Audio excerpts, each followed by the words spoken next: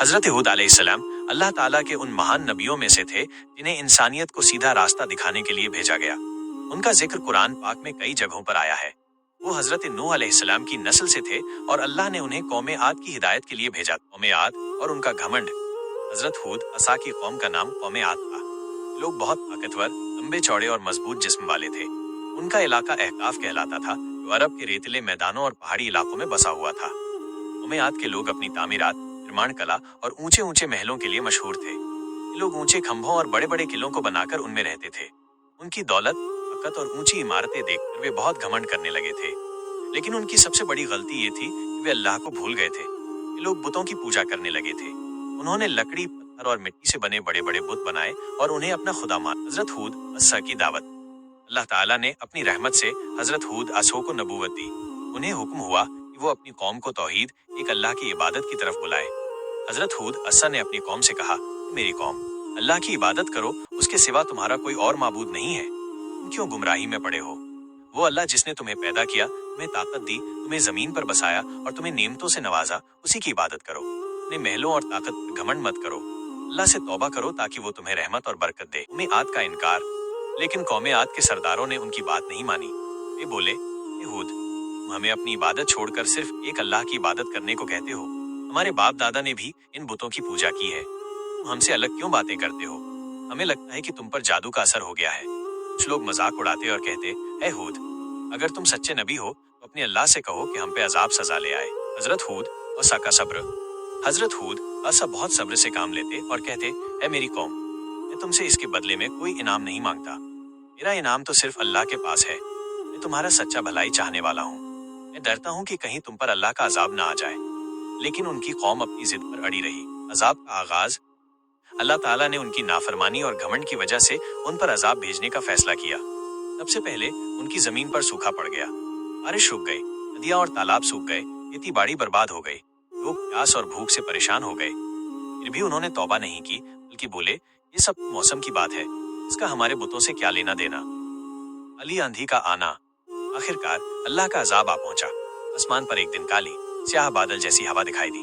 कौम आद के लोग खुश हो गए और बोले, देखो, बादल आया है, अब बारिश होगी और हमारी मुश्किलें दूर होंगी।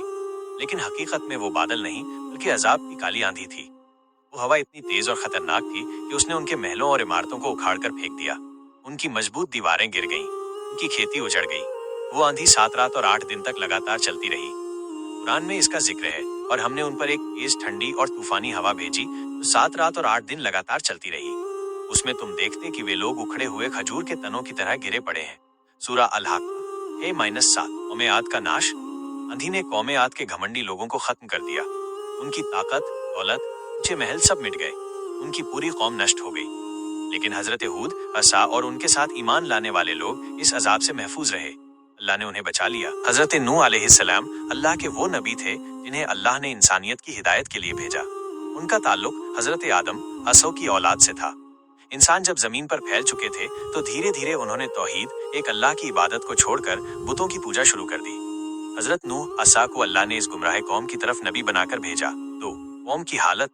कौम नूह ने लकड़ी और पत्थर के बड़े बड़े बुत बनाए हुए थे। वो उन्हें सजाते, नजराने चढ़ाते और उन्हें खुदा समझकर सजदा करते। नूह साले ने देखा कि उनकी कौम अल्लाह को भूल चुकी है और शिर्क में डूबी हुई है। दावत तौहीद। नूह सा ने अपनी कौम को बुलाया और कहा, ऐ मेरी कौम, अल्लाह की इबादत करो, उसके सिवा तुम्हारा कोई माबूद नहीं। अगर तुम उसकी नाफरमानी करोगे तो दर्दनाक अजाब आएगा। लेकिन उनकी कौम ने उनकी बात नहीं मानी। वो कहने लगे, नूह, तो इंसान ही है, तुम तुझ पर कैसे ईमान। सब्र और कोशिश। हजरत नूह आसा ने हार नहीं मानी। उन्होंने दिन रात छिपकर और खुलकर हर मौके पर अपनी कौम को समझाया। भी उन्होंने नरमी से कहा, भी डराया, भी अल्लाह की रहमत और जन्नत का लालच दिया। उन्होंने 950 साल तक लगातार कोशिश की, लेकिन सिर्फ थोड़े से लोग ईमान लाए। कौम का इनकार। नूह ने कहा, ए नूह, तू तो हमारे जैसे ही इंसान है, तेरे साथ गरीब और गरीब लोग हैं। अगर तू सच कहता है तो अजाब ले आ। उन लोगों ने अपने कपड़े सिर पर डाल लिए ताकि नूह असा की बातें न सुने। वो हंसते, मजाक उड़ाते और उन्हें झूठ। नूह असा की दुआ। जब बहुत अरसे तक कोशिश के बावजूद कौम ना मानी, नूह असा ने अल्लाह से दुआ की, ऐ मेरे रब, ये लोग मेरी बात नहीं मानते, अब इन पर अपना फैसला सुना दे। अल्लाह ने फरमाया, ऐ नूह, अब कोई और तेरी कौम में ईमान नहीं लाएगा। अब तू जहाज बना और मेरे हुक्म का इंतजार कर। जहाज सफीना की तामीर। नूह असहाब ने अल्लाह के हुक्म से लकड़ी का एक बहुत बड़ा जहाज बनाना शुरू किया। वो रेगिस्तान में जहाज बना रहे थे। उनकी कौम हंसती और कहती, देखो पागल हो गया है, सूखी जमीन पर जहाज बना रहा है। लेकिन नूह असा ने कहा, आज तुम हंसते हो, कल हम हंसेंगे जब अजाब आएगा। अल्लाह का हुक्म। जब जहाज बनकर तैयार हो गया तो अल्लाह ने हुक्म दिया, हर जानवर का एक एक जोड़ा जहाज में बिठा लो, अपने घर वालों और ईमान वालों को जहाज में चढ़ा लो। नूह असा ने सबको जहाज में चढ़ा दिया। तूफान की शुरुआत। अचानक आसमान से तेज बारिश शुरू हो गई। बादल गरजने लगे, जमीन से पानी फूट पड़ा, नदियां और झीलें भर गईं। चारों तरफ सिर्फ पानी ही पानी हो गया। में नूह के लोग हैरान थे। उन्होंने पनाह लेने की कोशिश की, कोई पहाड़ों पर चढ़ा, कोई ऊंचे मकानों पर, लेकिन पानी इतना बढ़ा कि नूह स का बेटा नूह व स का एक बेटा जहाज पर सवार नहीं हुआ था। वो काफिरों के साथ खड़ा था। नूह असा ने पुकारा, ऐ मेरे बेटे, हमारे साथ जहाज पर सवार हो जा और काफिरों के साथ मत रहे।